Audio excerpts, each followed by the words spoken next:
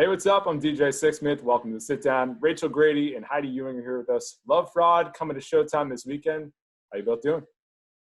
Good. Excited. Psyched. Very excited to watch this. And Rachel, we were just talking beforehand. I mean, this has been on the shelf for several months. People got to see it at Sundance. People have been talking about it. How excited are you for people to actually learn about this story? Oh my God, we're so excited.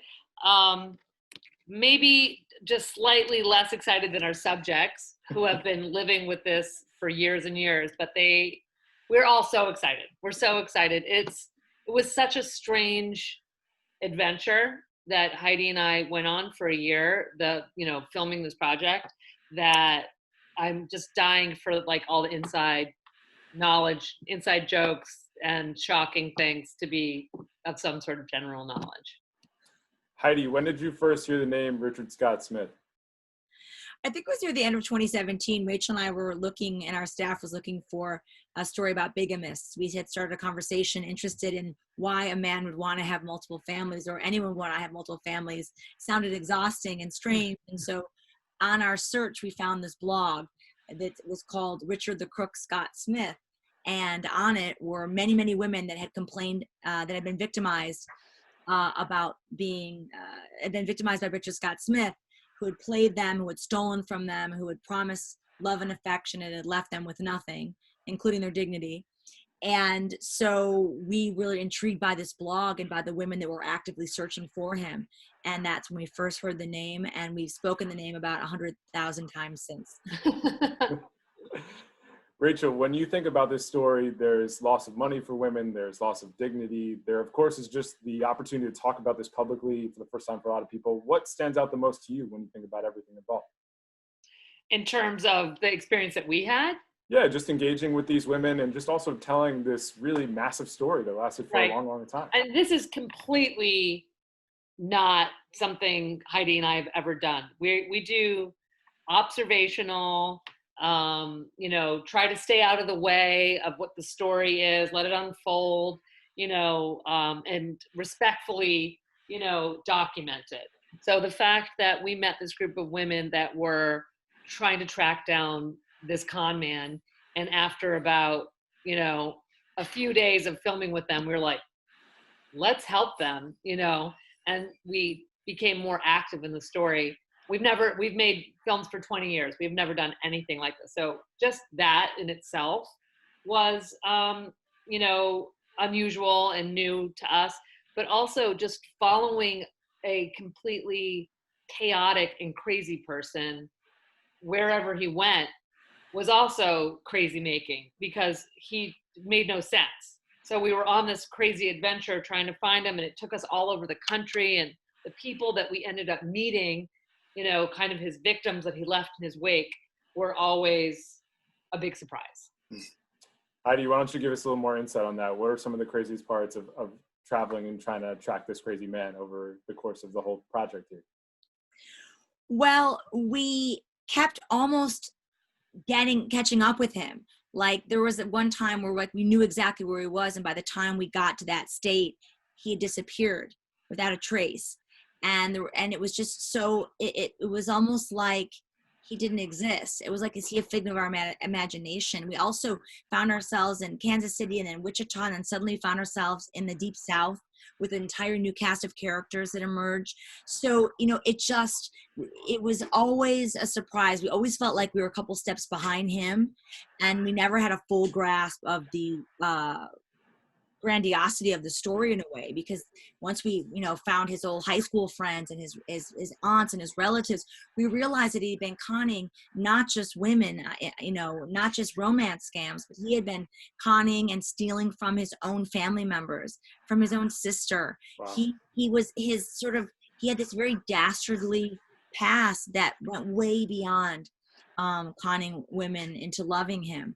And so I think that was a surprise for us to realize that sort of every aspect of his life, anyone that had ever been involved with him in any kind of way, had been hurt and tainted by him. So I guess the enormity of his life as a con man was shocking, up to this very day, because right now we're hearing from more women who've seen the trailer, who turns out had affiliations with him and Right. bad luck with him. And so it continues even after the series was finished. I want to talk about the emotional impact because we've had this moment with Me Too the last few years. We're really starting to dig in things and have a reckoning of the past. But Rachel, when you think about the emotional toll on these women, what stands out to you in the conversations that you had throughout the years tracking all this? Well, I'm glad that you mentioned the Me Too thing, because I really do believe this story is in the canon.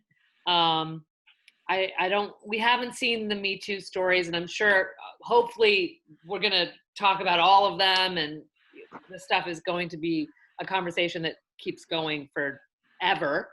But the fact that they're lower middle class, working, single moms, suburban, like, that's not the Me Too stories that have been excavated so far. The people that are getting them are, were abused by rich and famous people. And I think that makes sense that that's the first pass. But these women have been scammed and conned, and when they try and get help, no one cares, because they think they're stupid, because they think they deserve it, because they think that you saw red flags, grow up, whatever it was, they never were taken seriously, and that's wrong. So I really do see it as part of that conversation. I think he leaves people pretty broken, there's something, when you make someone not trust themselves, they're ruined. Forget about trusting other people. When you're questioning your own judgment and your own decision making, you are lost, So he does that to people. Now, if they can get the trust that for themselves back, I don't think is impossible. But I think that's definitely, once they figure out, oh, this was all a lie, he never loved me, he didn't care about my family and my kids, and that all those things he said. I mean, it takes a lot to, I think, realize, like, okay, this is this guy's problem, not my problem. That's a great point there, because when it comes to questioning yourself, especially with love too, you can think that something is legitimate and real, and then suddenly it's not. So Heidi, when you think about just all the different stories here, what is most appalling with this? Because it's involving money, it's involving kids, it's involving family, but how is this guy able to get away with it for so long? I mean, I think the fact that he's been able to get away with it for so long is partly a sad reflection on the state of dating and romance in the United States, to be honest. I mean, he really set the bar pretty low.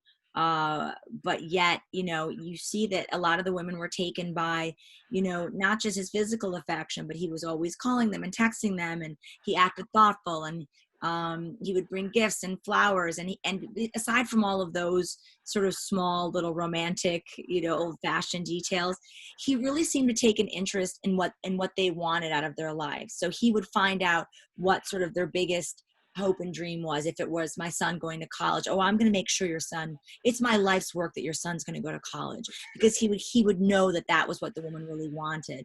If there was someone who was very religious, he would say, I think we should start going to church regularly on Sundays and become more devout and do more charity work. He would really go to the nth degree to show each woman he dated that he was the principal proponent for their life's dreams. If they had secretly wanted to open a crab restaurant, he says, you know what, we can do it. We're going to do that. I'm doing it for you. Why shouldn't you leave? Meanwhile, he's using their money, they're co-signing checks. And he really sort of was like, presented himself as this dream weaver. And that is seductive, more than like flowers and text messages and I love yous. I think the fact that he would listen, or seem to listen, to what they actually want out of their lives, and then he would help them achieve that. It seemed like he was helping them achieve their deepest dreams. That is very, very hard to walk away from. That was it. That was the special sauce. And most women, I think, feel that they aren't heard many times at the workplace, or by the public or law enforcement, and even by the man in their life. He really made it seem like he heard them. And I don't think anyone's immune to that. I don't think anyone's immune to that. So that was his talent, and that was part of his crime. That was part of the fraud, and it's really despicable. It's despicable, and I think that's what leaves the women who dated him extra wounded. Was not just that there's no romance in their life anymore with it, but they allowed themselves to believe that he could help them with their life's plans. I think that's what really stings a lot of the victims. Yeah, that hope is really seductive, and the manipulation on top of that is really damaging. And I think when people watch this docu-series, they'll have multiple episodes to see this thing build out. So Rachel, for you, when you think about the runway of a docu-series in multiple episodes, what's the benefit in terms of just having that amount of time to really tell this story thoroughly? Sure. Well, I mean, it was great. You know, we make feature-length films, and there are a lot of side stories that you have to let go of, and they end up being, you know, an inside language for Heidi and I, and the editor. So we have like a stack of them, characters that didn't make it, or just scenes that didn't make sense. And we were allowed to indulge those side stories. And this was a perfect story to have side stories, because there were lots of twists and turns. It just had a lot of opportunity, luckily. So, yeah, I mean, I really enjoyed it. I think this is exactly the right format for this story. I don't think it would be as satisfying if it was a feature-length film. I agree with you on that one. Heidi, when people check it out this weekend, what are some of the big thoughts as they dive into this world for the first time? Nothing you expect that's going to happen is going to happen. Don't try to predict it. Don't place bets on it. Don't Google it and try to find out the outcome. Just let yourself go. Let yourself dive into a world of crab cakes and guns and the Ozarks and nuclear power plants. Don't try to get it. Don't be clever. Right. Don't try to go out there and be like, oh, I know what he's going to. No, you do not. You absolutely do not know what anyone's going to do ever. Honestly, I think that is my money back guarantee. That I think it's really fun to just not try to predict outcomes in this one. I think it'll be that much more enjoyable. So that's my friendly advice to the I'm jealous of the spectators who haven't seen it yet, because it's really a fun ride. It really is a fun ride. I think it comes at the perfect time. We're all looking for stuff to watch, and that's the perfect sell job right there. So I'm ready for it. I know everybody else will be. You two are extraordinary filmmakers. Thanks so much for jumping on, and best luck with everything going forward, all right? Thank you. So much.